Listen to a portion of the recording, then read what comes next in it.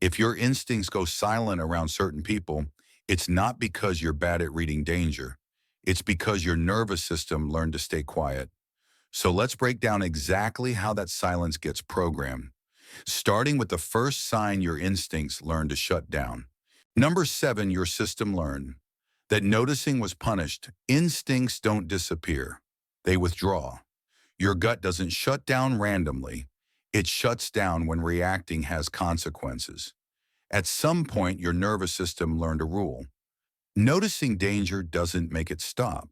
So it adapted. Around certain people, you feel oddly blank. No fear, no anger, no urgency, just silence. That silence isn't calm, it's inhibition. In survival psychology, instinct requires permission. Permission to react, permission to leave, permission to escalate. When someone subtly punishes you for noticing, for questioning, for pulling back, for saying something feels off, your system learns to suppress signals before they reach awareness. Not because it's weak, because it's efficient. Your brain decides it's safer to stay functional than to be accurate. So the alarm doesn't ring. The warning doesn't surface. Your instincts didn't fail. They learned that being loud was dangerous. Number 6, your instincts get overridden by context control. Here's where it gets more dangerous. Some people don't silence your instincts by force. They silence them by controlling the environment. They choose the setting. They control the pace. They decide when things get serious and when they don't.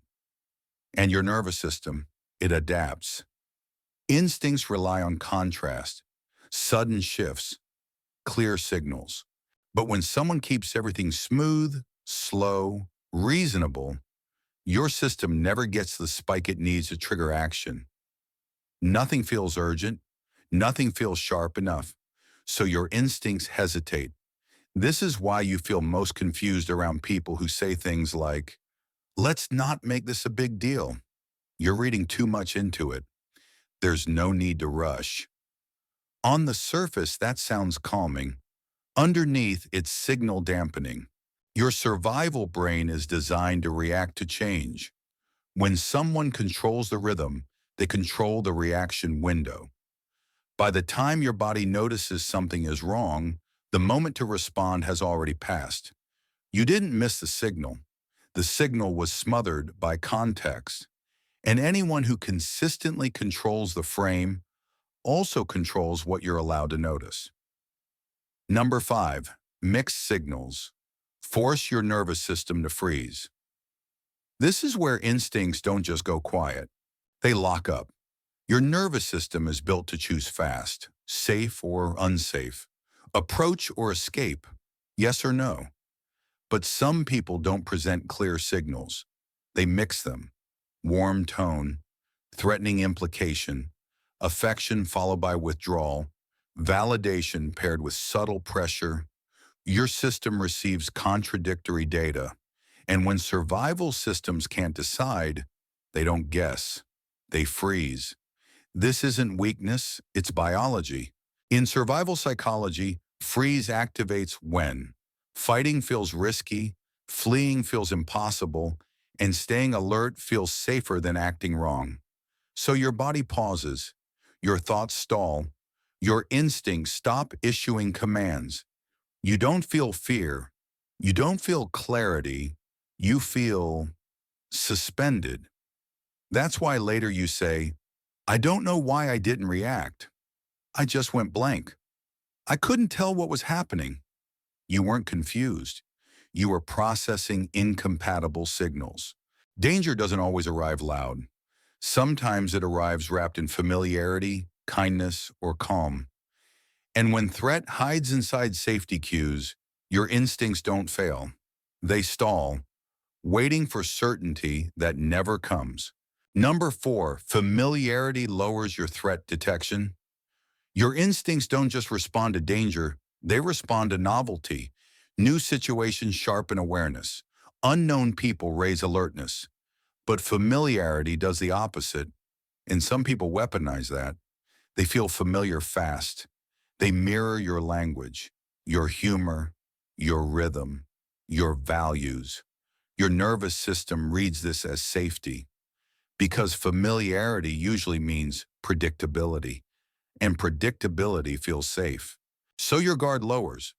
The problem is this: familiar doesn't mean harmless. When danger comes from someone who feels known, your system hesitates to classify them as a threat. You give them more chances. You explain things away. You override discomfort because they're not a stranger. In survival psychology, this is called misplaced safety attribution. Your instincts don't shut down, they get reassigned. You don't scan for threat, you scan for misunderstanding. And that delay is all some people need. Danger that feels familiar gets closer than danger that looks obvious. Number three, you were trained to prioritize harmony over safety. This one isn't about them. It's about what you were taught. Some nervous systems were conditioned with one rule: don't escalate, not because escalation was wrong, but because it was punished. You learned that noticing problems caused conflict, that reacting made things worse, that staying calm kept you safe, so your instincts adapted. Instead of asking, "Is this dangerous?" they ask, "Will reacting make this harder?" And when harmony and safety conflict, your system chooses harmony, not because you're passive, because historically harmony was the safer option. This is why certain people make your instincts disappear. They trigger that old rule.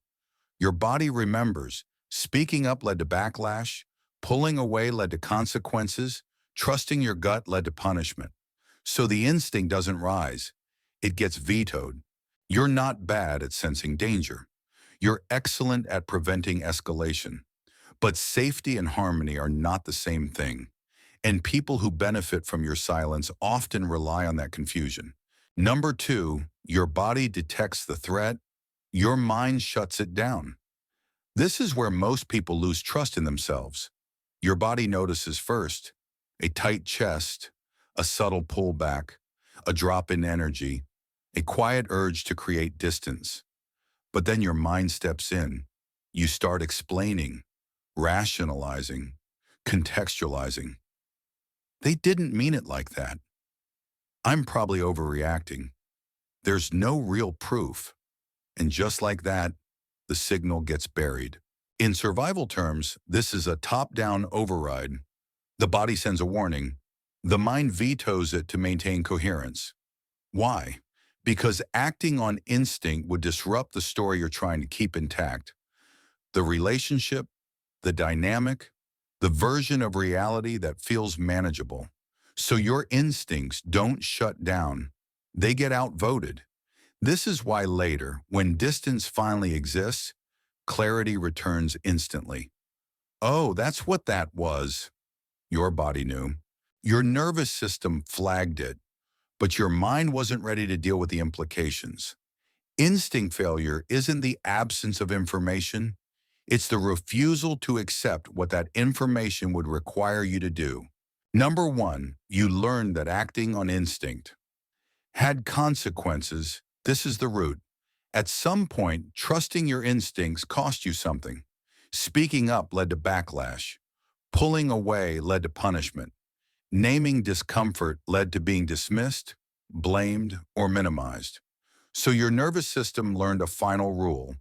Feeling it is allowed. Acting on it is not. That rule doesn't erase instinct. It cages it. You still sense danger. You just don't mobilize. Your body detects threat, but the action impulse never arrives. Freeze without fear, awareness without movement, clarity without permission. This is why certain people feel uniquely disarming. They don't overpower you. They activate the old cost-benefit equation. Your system remembers. Last time you trusted yourself, you paid for it. So this time, your instincts stay quiet, not because they're wrong, but because they're protecting you from consequence. Your instincts didn't shut down because they're broken. They shut down because acting on them once had a cost. Silence was safer than accuracy. Freeze was cheaper than fallout. But here's the part people avoid saying. Instincts don't come back through logic. They come back through permission. Permission to notice. Permission to pause. Permission to leave without explaining. Permission to trust a signal even when you can't prove it yet. You don't need certainty to create distance. You don't need evidence to disengage. And you don't need validation to protect yourself. If someone consistently makes your instincts go quiet, that silence isn't peace. It's adaptation. And the moment you stop asking, am I overreacting? And start asking, what is my body trying to prevent? Your instincts don't need to get louder. They just need to stop being ignored.